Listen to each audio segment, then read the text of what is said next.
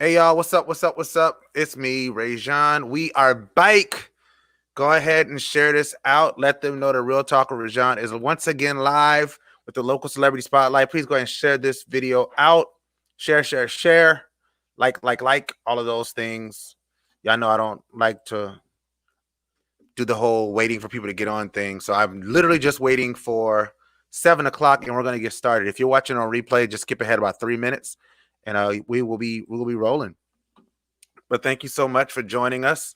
I am the host, Rajan Lewis, for those who do not know. But we do this every week, man. At least once a week we do this. So here we are again. Thank you for joining us. Oh, Stella went away, but Stella will be back. Yeah, we are here. Share, share, share. Local celebrity spotlight with Stella Williams. She's backstage. She was, and then she disappeared. But I'm thinking she's coming right back. Oh, there she goes. She is back. She is back. Let me turn that down. What's up? What's up? Hey, Miss Robin, I see you. What's going on? We are here, y'all. Join me. Join me live with Stella. Stella. Pretty sure she gets that a lot. That probably wasn't original, but you know, if you don't know, there's a stage play called A Streetcar with Desire, streetcar named Desire, and one of the main characters' name is Stella, and the guy screams Stella. And the only reason I know this is because there was an episode of The Simpsons where they did that because Marge was in it with Ned Flanders. So yeah, there's a little piece of history for you guys, man. What's going on? What's going on? So I just started a watch party as well. This is gonna be a great interview. We're gonna start at 7 o'clock. It is now 6:58, so about 2 more minutes. Please share this out. Let the streets know the Real Talk Rajan is live. Special guest this week. We're actually episode 106. 106? Yeah, 106 local celebrity spotlight interviews, man. Shout out to everybody who's been a part of the 106. And we're adding Stella Williams, director, acting coach extraordinaire to the fold. So I'm really excited about this, man. Hopefully y'all can hear me all right. It is now 6:59. We're about to get rolling. All right. It is 6:59 still. I could change the banner here. That'll be good. 106 with Stella Williams. Thank y'all for watching. This will be a great interview. I promise. She's doing some pretty cool stuff, man. Y'all need to know about it. So y'all need to know about it. Oh, let's make sure we spelling words right though. All right. All right. Let's do it.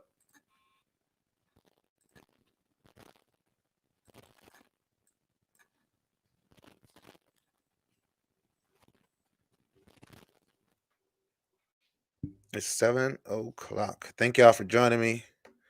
And we are about to get started right now, as soon as I get my music rolling.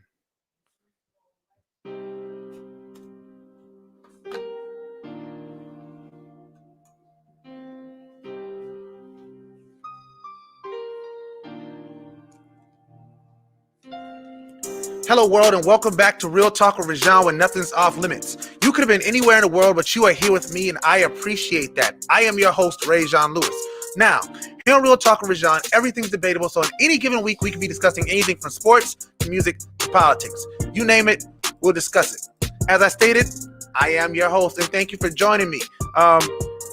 For those who are new to the show, Real Talk Rajan has a goal of shining a light on the great things that are happening right here in the Low Country and beyond. And today is no different, where we have a very, very special guest. But before I shout her out, let me make sure I shout out my sponsors.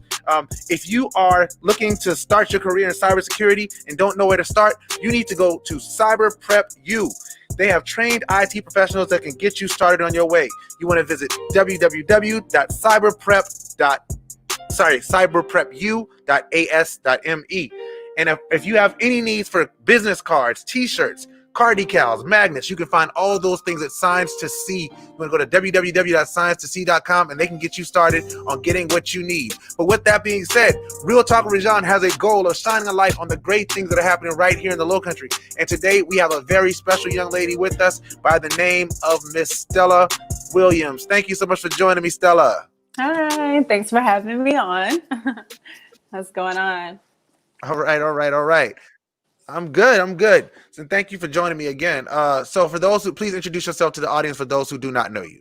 I am Stella Williams. I'm a theater arts director, theater teacher, acting coach, actress. I've done some modeling, but that's not my claim to fame. But yeah, that's pretty much it. Everything acting, all things acting. That's what I do, and teaching. So I'm definitely on the education train right now. So okay, so let's talk a little bit about your background before we get into the modern stuff.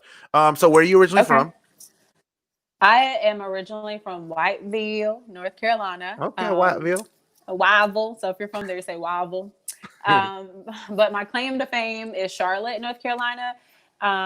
And I went to Charlotte in 2006, got my bachelor's in theater arts.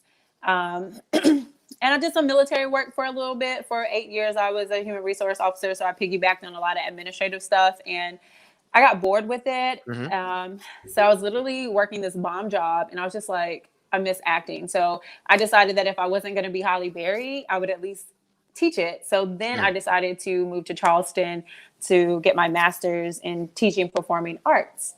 So now I'm here. Okay. And you teach performing arts where? I teach at Simmons Pinckney Middle School and Burke High School. Okay. Right now for right now. So good stuff. So if you work at Burke, then you must know some of my people. So do you know Anjanae Davis? Of course. AJ, that's my guy. I love AJ is my guy. So shout out to AJ if he's watching. He's the whole truth and nothing but the truth. He should run for mayor, president, like everything. Absolutely. Trust me, I've been saying this for a very long time. Why is he not on the ballot?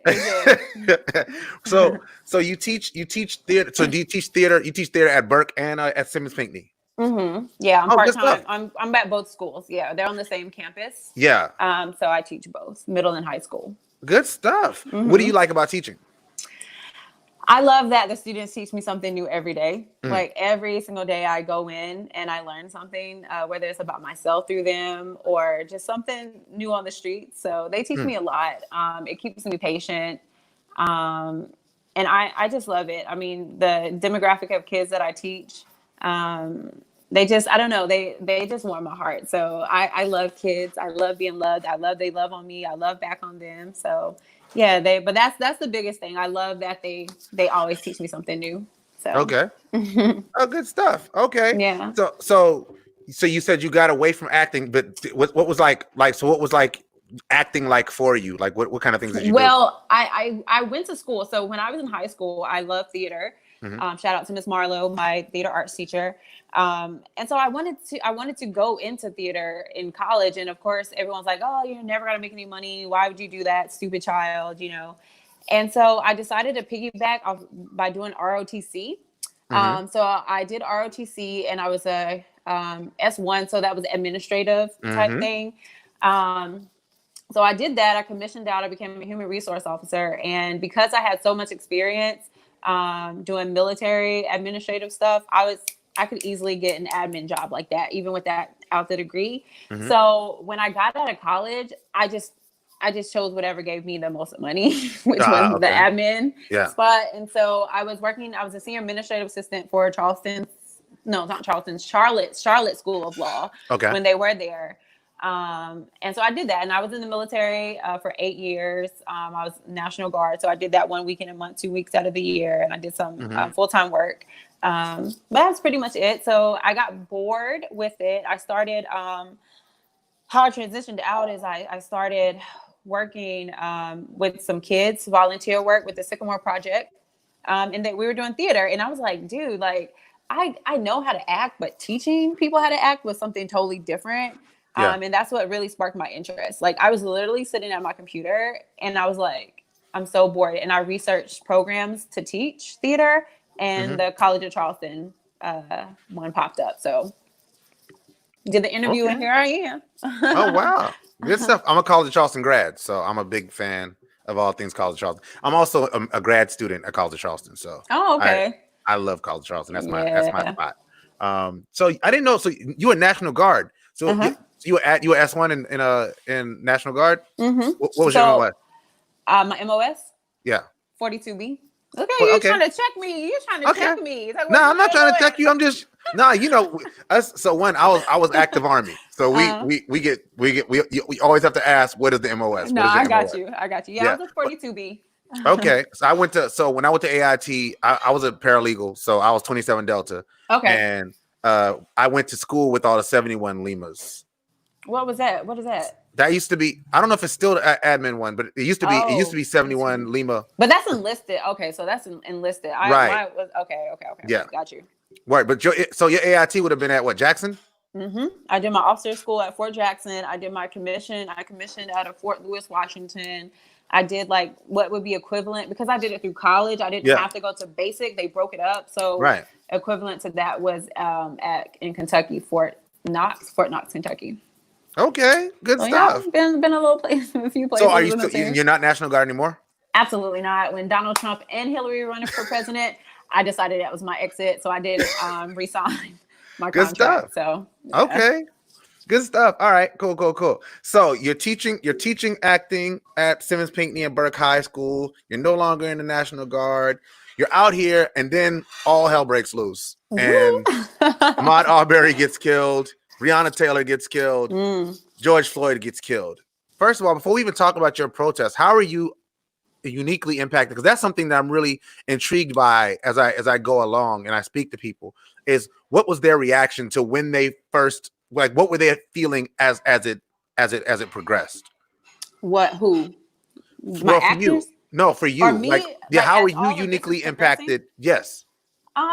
So for me, like I hate watching TV. Like I absolutely hate watching TV because we all see it during the election time. There's a heightened sense of just certain situations that are played out in front of us.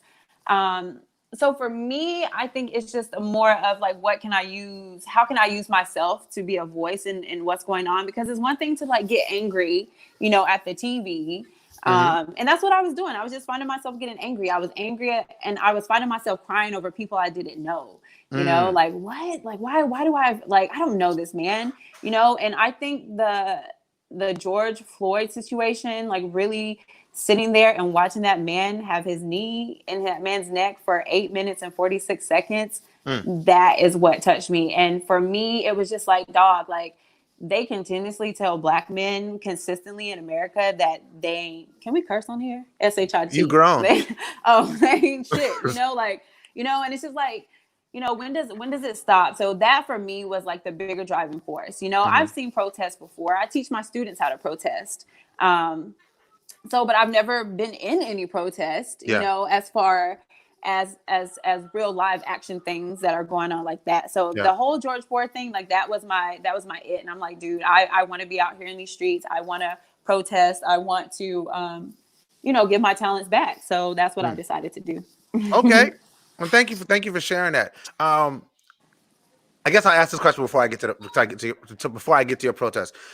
Was there something unique to this situation that was not present in prior situations where people may have experienced racism that may have impacted you? Like, was there something specific about it? Was it the video, or was it the way things were going, across the country after it, the reaction? Like, what specifically spoke to you? I think it was the reaction after. We've seen lots of videos of our Black men getting killed. So I'm not going to say you become numb to it, but it's just like, okay, here we go again. And it's just every situation keeps getting worse. But I think the reaction for me was when I went to the first protest in Charleston. I think Charleston Uplift sponsored it. It was downtown.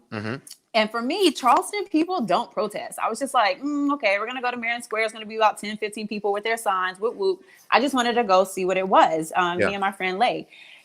So we got down there, and when I tell you, like, the reaction for me was just like so emotional and so overwhelming. I was like in tears. I was like, look at all these people that are out here who are really like, yo, we're tired of this shit. Like, we want to make a change. And it wasn't Black people, you know? I mean, it was some, but the mass majority of it was our white, you know, brothers and sisters. Like, so I thought that was the most beautiful thing. And I think the reaction to it for me is the bigger part, because people are really tired, and it's showing, like, because everyone in America right now is protesting in some way, shape, or form. So yeah, definitely. So now let's talk about your protest. You went to Marion Square. You experienced a protest. Did you go to the original one, the first one on May 30th, or was it the day after? I think it was the first one, the bigger one that had been captured with the riot and the looting that night. I was out there the whole time. All right, so you were there in the morning and in the evening? I was there from like 2:00 whenever that protest started until like 4:00 in the morning. Like, we watched all the looting. We saw like all of that. Yeah, we were just like standby. Oh, good. So now, see, you're actually, I think, the first person that I've had on the show, second person that was on the show, that was actually there for both parts of it. The We Shall Overcome peaceful march, right, and then the ratchetness that came after. Listen. What? And so I guess I have to ask you about this. What changed? I just think the day and night change. I feel like what happened was we were all protesting. We were going home, and like it rained, right? It rained, and like the peaceful, quote unquote, that's what we're gonna do. Peaceful protesters kind of scattered. I know me and my friend Lay, we went and got some food, but we were still like, yo, what's going on? So when we got back, it literally changed from like day to night, and it was like more hostile people that were like out there, right? Okay. Me, if you want my real opinion, that was the setup, because I guess the word was that someone was going to burn down the market or something like that. Okay. So like from Marion Square to Upper King, where like all the rest, the clubby spots are, they blocked all of it off. And it was like they were pushing people up.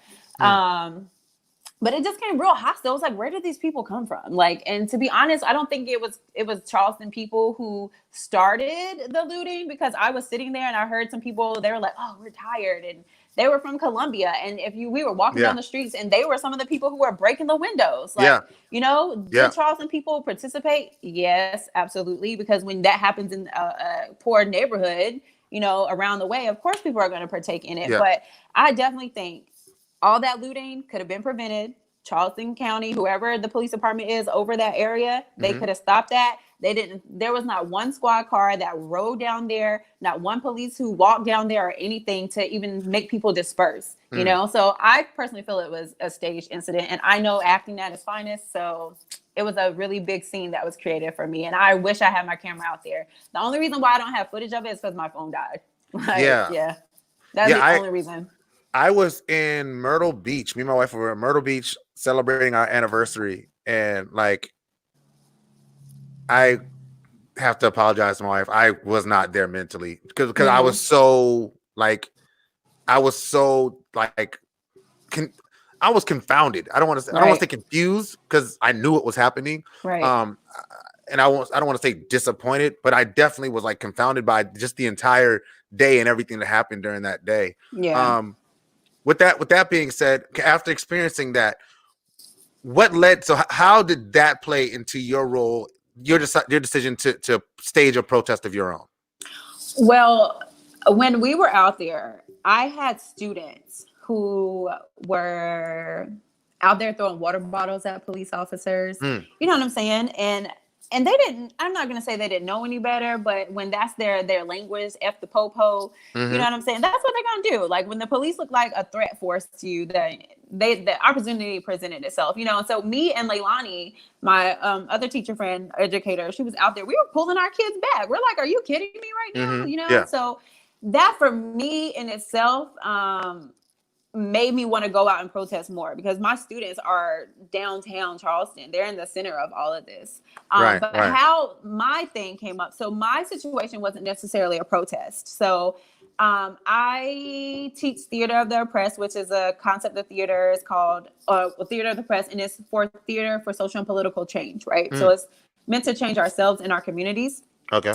This is something I studied in grad school. It was my big bang. Like this project that I did has been in my head for like 6 years. Like this wasn't something that I just like woke up and was like, oh my God, I want to do it. The opportunity for me to do it just presented itself. So what was going on was the Confederates, quote unquote, or, you know, they wanted the statue to stay up. So they were having their protest, their 2 cents. So I decided to, you know, I wanted to be like, what if this statue represented this for your family, for your heritage, for your history, would you still be out here saying, no, we want this man to stay up here and look over all of Charleston and Marion Square?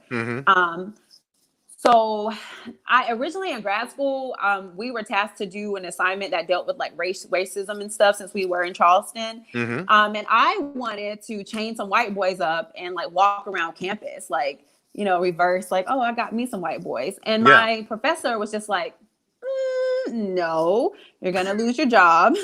We're all going to lose our jobs. So let's try something different. So we ended up doing a dating game. It was so stupid because I was just like, oh, let's just continue to play games around racism. Okay, you know, so I don't know. So it's just always been in my head, and the opportunity presented itself to do it. So it wasn't necessarily a protest. It was a form of like street theater, more or less.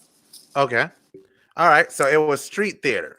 So for those who didn't see it, and I'm trying to pull the video up, that's probably why my computer's freezing. Could you explain what the street theater looked like and what it represented?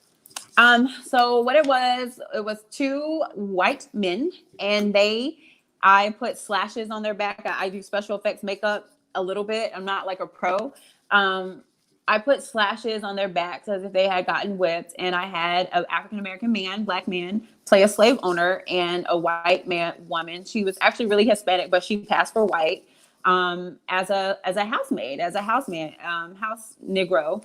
And we walked down King Street. I had the white boys shackled, you know, as if, you know, they were getting sold. And in doing this, I partnered with Justin, SA1. And they kind of took lead as far as yelling in the streets. Like, what if this was your history?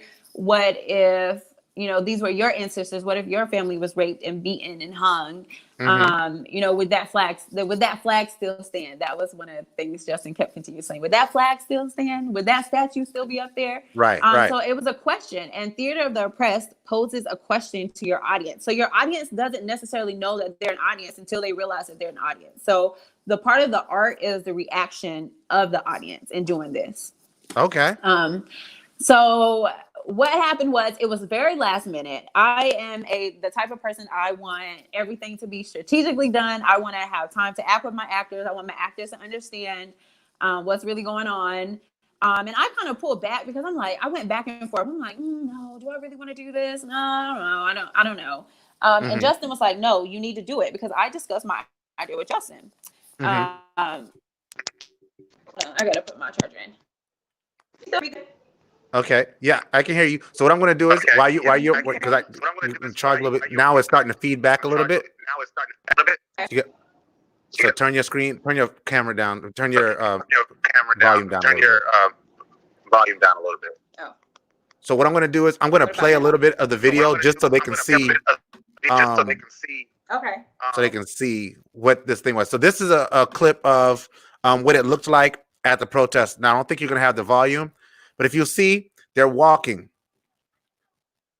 And Justin screaming, would you still want the flag up?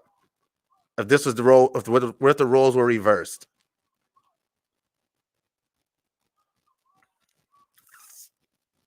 And you see them marching. You see them walking. This guy here in the blue is supposed to be an overseer, I'd imagine, or some kind of slave owner. This gentleman right here, this Caucasian gentleman, is supposed to be a slave.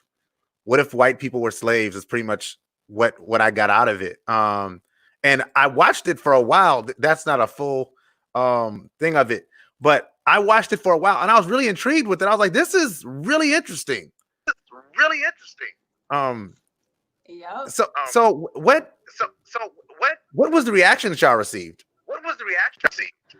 Okay. So when can you hear me okay? I can hear you great. Okay. When I coached my actors, I told them, look, I don't know what's about to happen as far as how people are going to react, but I know that we're going to get a reaction, right? Mm-hmm. So Justin took lead. I mean, I was advised. I took OG's community. I'm not even going to lie. Can you hear me? I hear you great. Oh, okay. It's kind of freezing on your end, but so I told OGs in the community before I did this, and they were like, "Yeah, I think it's a great idea." So I told my actors, I don't know what's gonna happen. I was just advised to stay in the back because I was gonna be an actor. I'm acting it, last minute, and I was like, "No, we need you. You're too smart. You stay in the back. Like you stay in the back," because originally I wasn't even gonna let people know that I was right. And so Justin with it. So we walked around into Marion Square where the Confederates were having their protest. And the whole reason for them, it was for them to see it so that they can be like, oh wow, like what if this was our history? Like it was supposed to pose a question to them. However, we went around and there were other who were leading the protest who didn't know about it. Justin had to already talk to them and kind of, told them this is what was going to happen or whatever. So we got to the protest. When I tell you, like, the response from Black people blew my mind. Like, they were ready to fight, like, square up, fight. They knocked my house girl, she had a ashtray in her hand because she was serving the master water. They knocked the glass tray like out of her hands. Wow. And they were just like, y'all are you kidding me right now? Like, so when we just walked up, people took it way out of it. Like, it was kind of like, I felt like people were thinking like these white boys were like, no, we feel your pain, we understand, like, and that's not what it was, And so I was blown. Like, when I tell you my mind was blown, I was like, oh my God, like, we are really about to fight. But my actors did not flinch. They did not move. They stuck to their characterization, and they just took all these people who were not like, that was the most violent part of it, was approaching the protesters, who were out there, and they had every right to feel what they wanted to feel. That's the whole. So we weren't mad. It was just, okay, get it. Now we see what this reaction is about to be. So we pretty much like shunned us from that area. Like, you know what I mean? I had people who called me a stupid ass educator on live. They like zoomed in on me. Yeah, they were just like, watch who's educating your children. These are the people who say they care about your Black kids. This is what they're out here doing, and da da da da da. So that's neither here nor there. People still are entitled to their opinions. But we walked down King Street, and that is when the match happened. Like, when we walked down King Street, people were coming out of the restaurants. Like, remember that mannequin challenge that people were doing, and like people would like pause. And video. That is exactly what the streets of Charleston look like, from King Street all the way down to the market. So we walked all the way down King Street, I think maybe to Spring, where it kind of stopped like with that U-Haul in the corner. And then we turned around and we walked on the opposite end. And when I tell you, people were standstill, like with their phones, like coming out of restaurants. Like, you look in the restaurant and every single head was into the window, like watching like what happened or what was really going on. I mean, there are a couple cars who almost wrecked because they were turning their necks like to see like what was going on. So then we marched, well, not marched, but we walked back up. And mind you, my boys, they're in shackles the whole time while they're walking. And Justin and are on the bullhorn, and they're posing the question: this was your history. What if this is what your flag represented? What if your family was hung? What if your family was beat? Like, what if your history was washed away and told that you started here? So they did an amazing job. Like I said, all I did was stay back, walk behind everybody, and just watch the reactions. So we got to the market. We walked all the way down to the market, and we stood on top of the Confederate Daughters of the Confederate, that little building. So we stood up there, you know, people were coming up to us and they were just like, wow, like, this is amazing. Like, you know, and then we went back down, to down the market, and they still posed the same questions, and that's when the confrontation started happening. People started yelling stuff. So Wiz and a white man, they were going back and forth across the street, you know, and still people were kind of like really standstill about the whole situation. So I think the response was beautiful. Like I absolutely love the response. And it made people think. Like, you have little kids walking with their mom and dad's like, yo, what is that? Like, parents are gonna have to answer for that at dinner, you know, or for that kid. It's like, Mom, why was that white man walking with those whips on his back? Like, what did that mean? You know, so the whole point was to pose a conversation, was to ask these questions. So yeah, that's how it was. And we walked probably for about maybe 2 or 3 hours. We were out there. Because my initially was just to stand there, like kind of in the corner of Marion Square, but because we were like shunned out of that area, we just decided to walk with it. Wow. So yeah. And this was the day of the pro Calhoun protest? Yeah. You said, was it at the Calhoun? The Calhoun. That was the day of the pro Calhoun protest. Wow.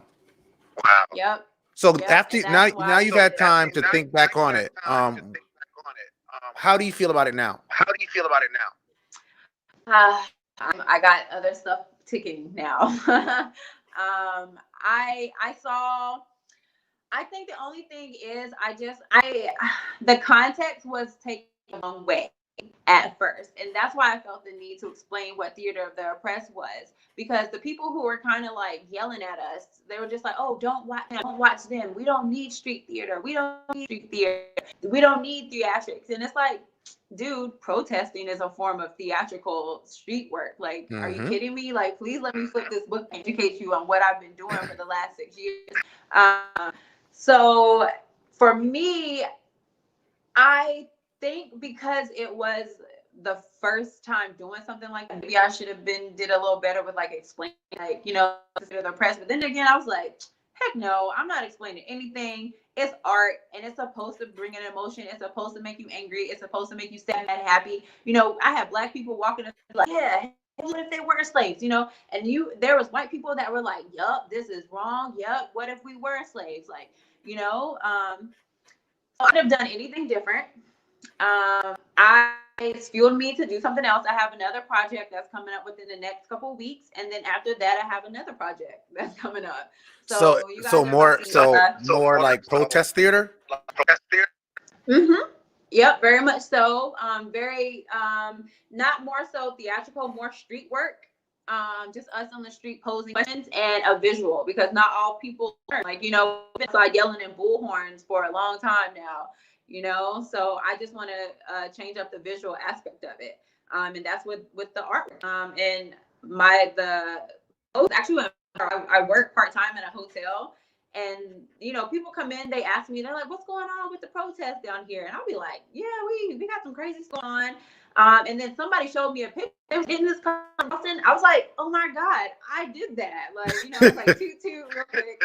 And they were like, what? And it was like viral. Like, they showed this post, and this one post had it had like 60,000 views on it, you know, but the context was taken wrong, because it was like white guys in their guilt or something. That was like the title of it, because it was just a video they had posted. And I was like, still, negative press is still press, so it's still getting out there. And I've gotten a lot of hits from people, hey, like, they are busy on my night, like, share, like, and it's creating like a lot of dialogue underneath it, just a lot of conversations.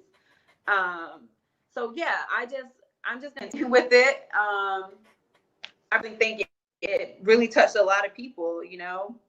So I have another one coming. I mean, I don't even mind sharing, because my next project is gonna be Schools to Prison Pipeline. I'm gonna show. And then after that, I'm thinking about a sex trafficking piece. Wow. Yeah. And the only hardest thing I will say is finding actors who can separate themselves from that. You know what I'm saying? Like, just, you know, I had to talk with I had a conversation with one of my actors, and he was getting death threats, you know, from it. And we talked about it. You know, I asked him, you know, you need to, you know, go to the police department, and, you know, he was cool with it.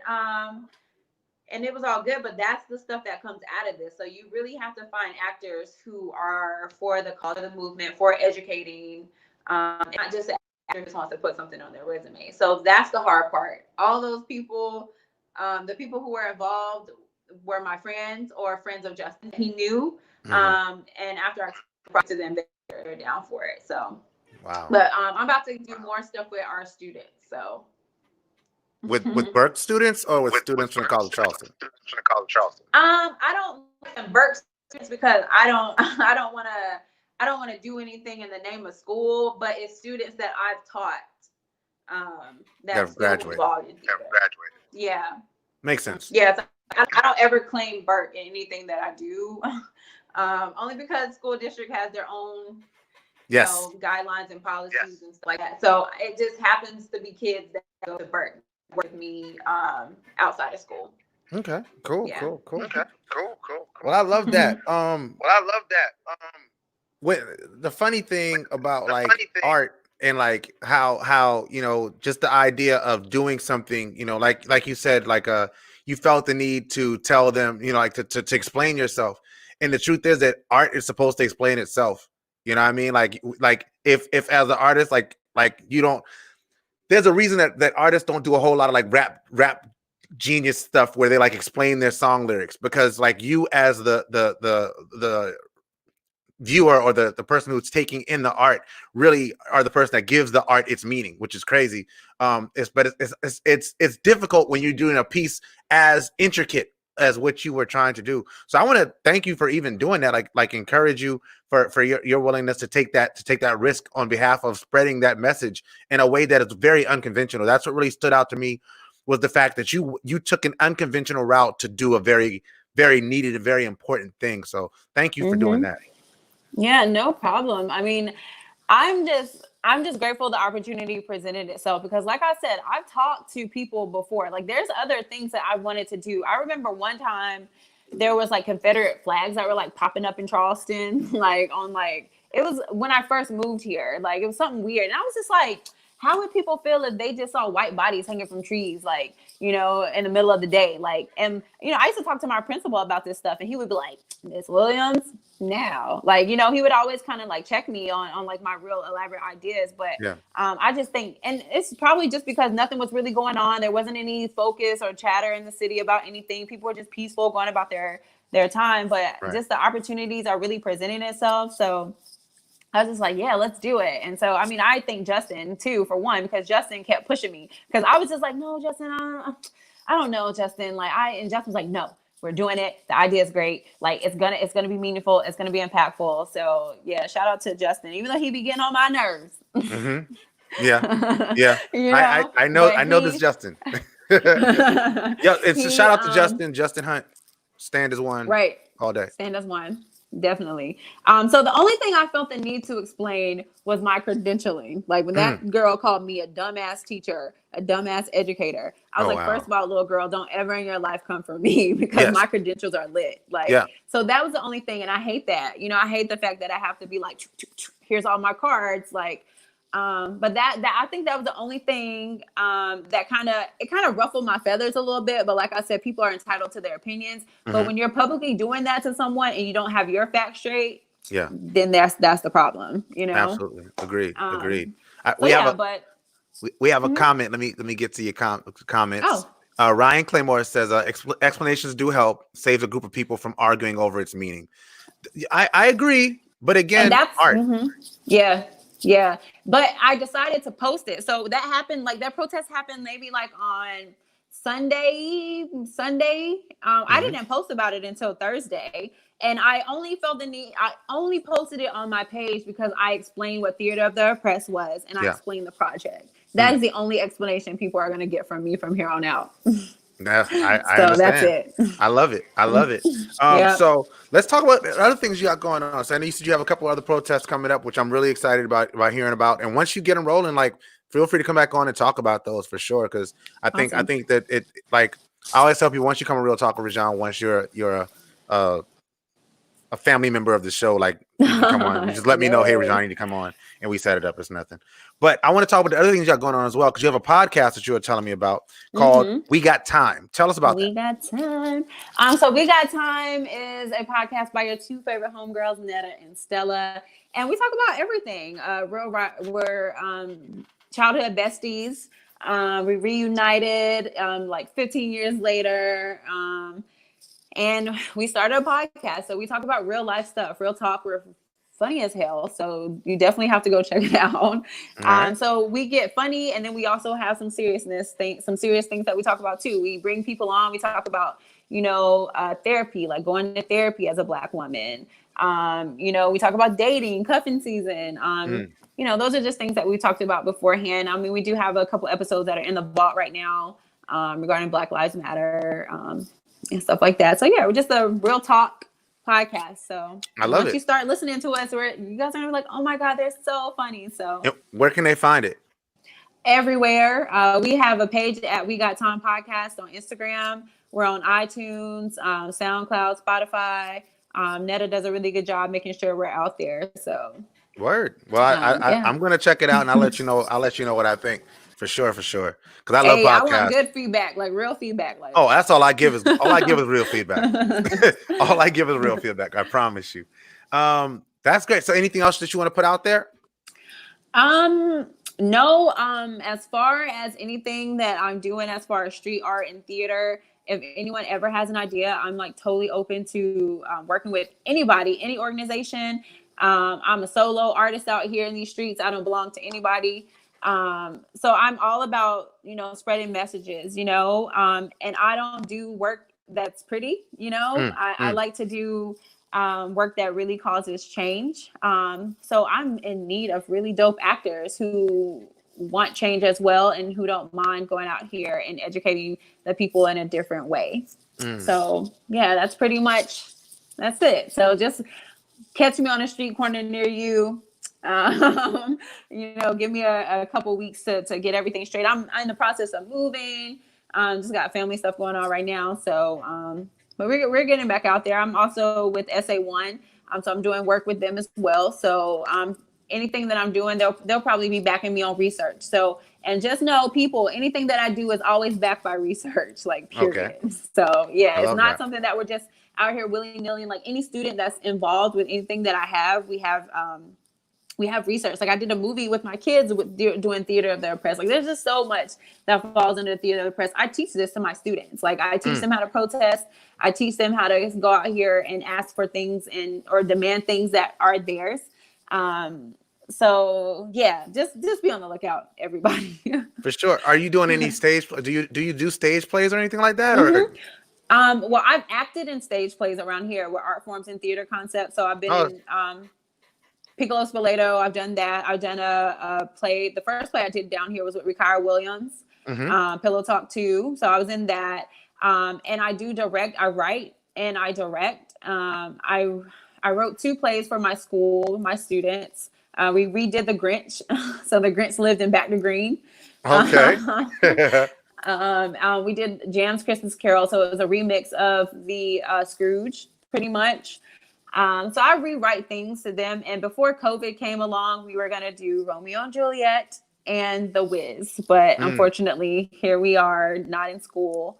So I do that. I did a short film with my high school students. It's an oppressive piece. And the question is, would schools be safer if teachers had guns?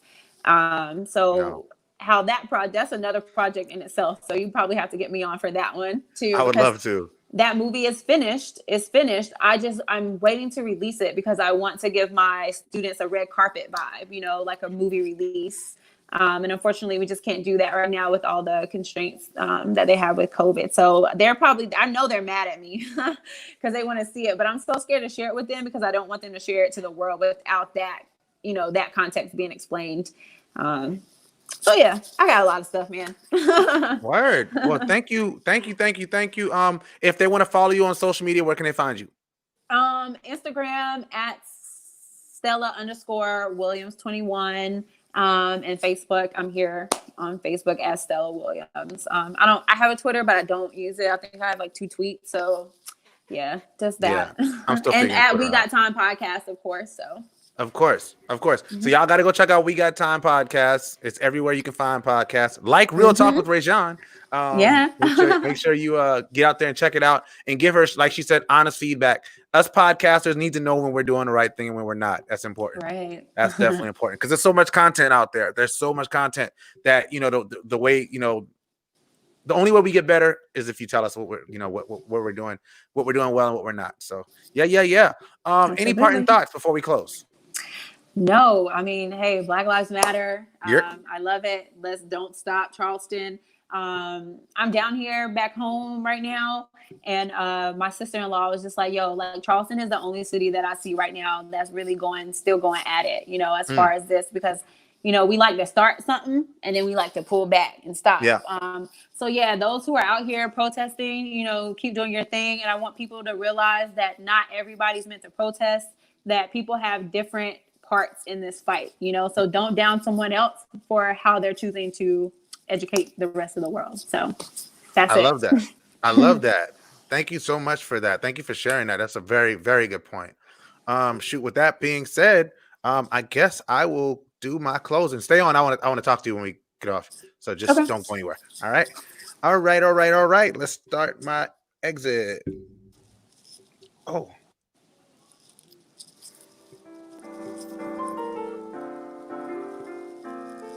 Okay. Thank you, everybody, for watching this week. I'm sorry for the pause just now. Y'all know normally I have it right on. Reminder that the Local Celebrity Spotlight shines every Wednesday night and sometimes on Tuesdays at 7 p.m. where I interview my local celebrities and unsung heroes. Tomorrow night, I will be interviewing Miss Sharika Myers, the founder of Everyone Voice Matters. Join us as we discuss how she is serving the community through her role, through her organization, as well as through the Lil Herbie series, which is something that I'm really excited about hearing about. I believe it has to do with teaching children things, so I'm really excited about that. So tune in for that. Also, this and all my shows, in addition to the Card Chronicle series, is now available for your listening pleasure via Apple, Google, Spotify, and any place you can find podcasts. You can also find it on my website, www.realtalkwithrajan.com. If you'd like to be made aware of when it goes live, when I go live, because sometimes it is unscheduled, please be sure to click the follow or subscribe tab on the page and turn on the notifications so that you'll know when something new is posted to the page. In the meantime, follow me on social media to stay up to date on what's happening with Real Talk with Rajan. Go anywhere, type in Real Talk Rajan, and I will pop up. Feel free to leave comments, questions, whatever else you'd like to say in the comment section or the message section. I love getting your messages and reading your feedback, even if it's negative. Why? Because I do not seek to be told how great I am, but I seek to become as great as I can possibly be, and that only happens with honest feedback. If you loved it, and I'm pretty sure you did, please leave a 5-star rating on the podcast or leave a review on my Facebook or YouTube channel.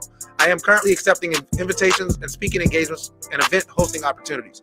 If you would like for me to speak at or host your event, you can request me via my website. That's www.realtalkwithrajan.com. If you are interested in coming on the show, please go to my website and fill out the form, and I'll be glad to schedule you to come on. You don't have to be doing anything really special. I just want to know what you're doing so I can put it out in these here streets and y'all can know what's going on. In closing, always remember that God is everything, and without him we are nothing. So never forget where your help comes from. And if a man doesn't stand for something, he's bound to fall for anything. Now that is real talk.